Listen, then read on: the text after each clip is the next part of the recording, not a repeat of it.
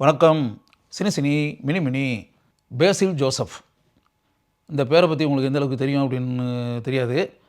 மலையாள திரைப்படத்தில் நடித்து தமிழ் பட ரசிகர்களுடைய உள்ளங்களில் வாழ்ந்துக்கிட்டு இருக்கக்கூடிய ஒரு நடிகருடைய பெயர் இது. நீங்கள் படங்களில் பார்த்துருப்பீங்க, அந்த படத்தில் நடிச்சிருக்க அந்த நடிகருடைய பேர் உங்களுக்கு தெரியாமல் இருந்திருக்கும். ஆனால் பல படங்களில் பார்த்துருப்பீங்க. இந்த ஆள் என்னையா இப்படிப்பட்ட ஒரு கொஞ்சம் வயசு பையனாக இருக்கான், கலக்கிறான் நடிப்பில், இவ்வளவு சாதாரணமாக நடிக்கிறான், இவ்வளவு அற்புதமாக நடிக்க முடியுமா, செயற்கைத்தனமே இல்லாமல் இவ்வளவு கேஷுவல் பெர்ஃபார்மன்ஸா, யார் இந்த ஆள் பேர் என்ன அப்படின்ற மாதிரி. அந்த நடிகருடைய பெயர் பேசில் ஜோசப்.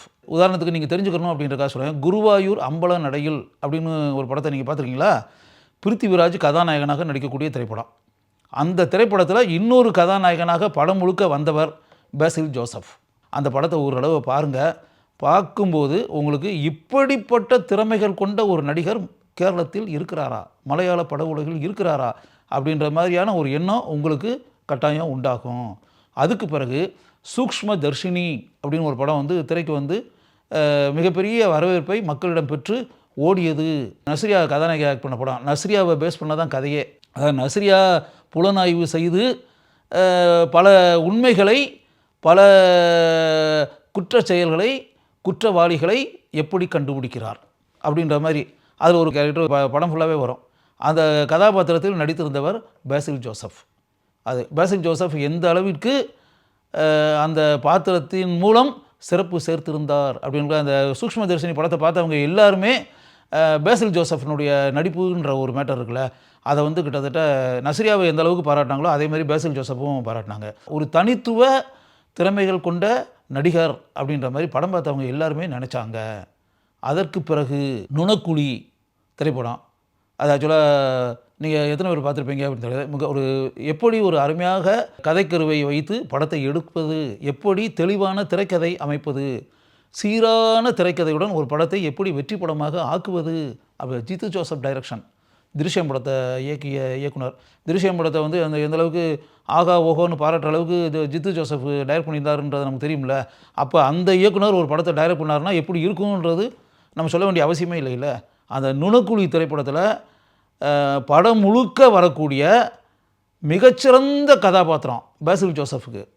ஆக்சுவலாக ஒரு இளம்பெண் இருக்கக்கூடிய ஒரு வீட்டுக்குள்ளே மாட்டிக்கிற கதாபாத்திரம். அந்த இளம்பெண் இருக்கக்கூடிய அந்த வீட்டுக்குள்ளே இரவு நேரத்தில் சுவரை தாண்டி குதித்து அந்த இளைஞன் ஏன் வீட்டிற்குள் நுழைந்தான், அந்த நுழைந்த பிறகு அங்கு என்ன நடக்கிறது, அங்கு இதற்கு முன்பு என்ன மர்மமான சம்பவங்கள் நடந்திருக்கின்றன, அந்த மர்ம சம்பவங்களுக்கு மத்தியில் இந்த இளைஞனுடைய பிரவேசம் இருக்குல்ல, அது எப்படிப்பட்ட பங்கை அந்த கதையினுடைய ஓட்டத்திற்கு வகிக்கிறது அப்படின்னு.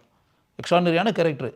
பேசில் ஜோசப் எக்ஸ்ட்ரானரியாக தன்னுடைய திறமையை வெளிப்படுத்தி இருப்பார். சமீபத்தில் திரைக்கு வந்த பிரவீன்குடு ஷாப்பு. இந்த பிரவீன்குடு ஷாப்பு படத்தில் காவல்துறையில் பணியாற்றக்கூடிய ஒரு கதாபாத்திரம். அந்த கதாபாத்திரத்திற்கு கச்சிதமாக பொருந்தி இருந்தார் பேசில் ஜோசப். ஏஆர்எம் மலையாள திரைப்படம், டொவினோ தோமஸ் ஆக்ட் பண்ண படம். அதில் கிட்டத்தட்ட அருமையான கதாபாத்திரம் பேசில் ஜோசப்புக்கு. அஜயன்டே ரெண்டாம் மோஷனம், அதான் ஏஆர்எம் சுருக்கமாக. அதில் பேசில் ஜோசப் தான் நடிக்கக்கூடிய காட்சியில் ஃபுல்லாகவே படம் பார்க்குறவங்க எல்லாருமே பாராட்டக்கூடிய அளவுக்கு தன்னுடைய திறமையை வெளிப்படுத்தி இருந்தார். பேசில் ஜோசப் எக்ஸ்ட்ரானரியாக நடித்த பல திரைப்படங்கள் அப்படின்றது நிறையா இருக்கும். இருந்தாலும் ஒரு குறிப்பிட்டு கூறக்கூடிய அளவிற்கு அப்படின்ற மாதிரி சில திரைப்படங்கள் அப்படின்னா மாயாநிதி. அந்த திரைப்படத்தில் மிகச்சிறந்த நடிப்பு திறமையை அவர் வெளிப்படுத்தி இருந்தார். அதுக்கு பிறகு ஃபேலிமி அப்படின்ற படம். அந்த ஃபேலிமியெல்லாம் வாரணாசியில் படமாக்கப்பட்ட படம். நான் படமாக்கும் போதே நான்லாம் அசந்துட்டேன். இப்படி கூட ஒரு அருமையான குடும்ப கதையை இயக்க முடியுமா, தயாரிக்க முடியுமா? அதில் பேசில் ஜோசப் கேரக்டர் எக்ஸ்ட்ரானரியான கேரக்டர் அப்படின்றதான் உண்மை. வருஷங்களுக்கு சேஷம் அப்படின்னு ஒரு படம். அதுவும் பார்த்தா டிஃப்ரெண்ட்டான மூவி. அதை என்ன சொல்ல போனால் அந்த படத்தில் மோகன்லாலுடைய மகன் பிரணவ் நடித்த திரைப்படம். அதுவும் தியான் சீனிவாசன், வினி சீனிவாசனுடைய சகோதரன். இவங்க 2 பேரும் சேர்ந்து நடித்த படம்.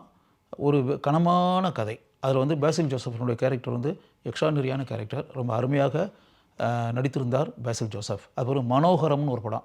கலகலப்பான திரைப்படம், மிகப்பெரிய வெற்றி படம். படம் முழுக்க வரக்கூடிய கதாபாத்திரத்தில் ஆழமாக தன்னுடைய திறமையை பேசில் ஜோசப் வெளிப்படுத்தி இருந்தார். ஜானேமன் அப்படின்னு ஒரு படம், அதுவும் ஒரு வெற்றி படம். அதுலேயும் பேசில் ஜோசப்புக்கு அருமையான கதாபாத்திரம். பிறகு ஜெய ஜெய ஜெய ஜெய ஹே அப்படின்னு ஒரு படம், அதுவும் மிகச்சிறந்த வெற்றி படம். அதுலேயும் தான் யார் என்பதை படம் முழுக்க தான் நடிக்கக்கூடிய காட்சிகளின் மூலம் மக்களுக்கு புரிய வைத்தார், உணர வைத்தார் பேசில் ஜோசப். இதையெல்லாம் தாண்டி உங்களுக்கு தெரியாத இன்னொரு விஷயம் இருக்குது. நடிகராக மட்டும்தானே பேசில் ஜோசப் உங்களுக்கு தெரியும். அவர் ஒரு திரைப்பட இயக்குனர் அப்படின்றது உங்களுக்கு தெரியுமா? Basically he was the assistant director to Vineeth Sreenivasan. Vineeth Sreenivasan இயக்கிய திரை அப்படின்னு ஒரு படம் இருக்குது. அந்த திரைப்படம் வினித் சீனிவாசனுடைய 3வது படம். அந்த திரைப்படத்தில் உதவி இயக்குனராக பணியாற்றியவர் பேசில் ஜோசப். தனியாக டைரக்டர் ஆகணும் அப்படின்னு சொல்லிட்டு வரும்போது அவர் டைரக்ட் பண்ண முதல் படம் குஞ்சி ராமாயணம் அப்படிங்கிற ஒரு படத்தை டைரக்ட் பண்ணார். அந்த திரைப்படத்தில் வினித் சீனிவாசனும் தியான் சீனிவாசனும் கதாநாயகர்களாக நடித்தார்கள். அது மிகப்பெரிய வெற்றி படமாக அமைந்தது. அதுக்கடுத்து கோதா அப்படின்ற பேரில் ஒரு படத்தை அவர் இயக்கினார். அந்த படத்தினுடைய கதாநாயகன் டொவினோ தோமஸ். அதுவும் வெற்றி படமாக அமைந்தது. அதற்கு பிறகு பெரிய அளவில் பேசப்பட்ட திரைப்படம் மின்னல் முரளி. மின்னல் முரளியை நீங்கள் நிறைய பேர் பார்த்துருப்பீங்க. அந்த மின்னல் முரளியை பார்த்துருப்பீங்களே தவிர அந்த மின்னல் முரளி படத்தினுடைய இயக்குனர் பேசில் ஜோசப் அப்படின்றது உங்களுக்கு தெரியாது. பேசில் ஜோசப் தான் அந்த படத்தினுடைய இயக்குனர். 3 திரைப்படங்களை பேசில் ஜோசப் இயக்கியிருக்கிறார்.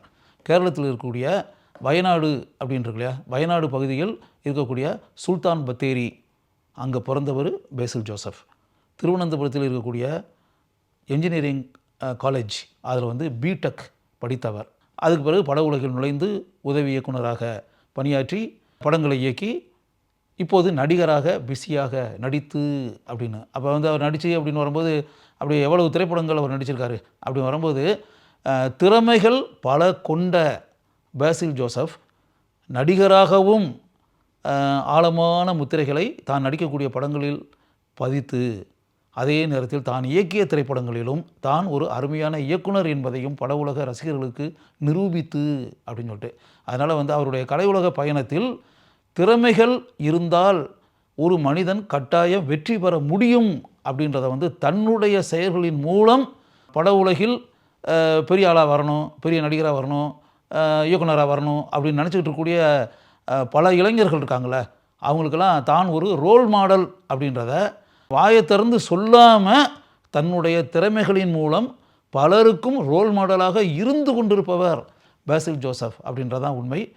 அப்படிப்பட்ட ஒரு திறமைகள் கொண்ட இளைஞனை பற்றி நீங்கள் தெரிந்து கொள்ள வேண்டும் என்பதற்காகவே இங்கு நான் அவரை பற்றி கூறுகிறேன்.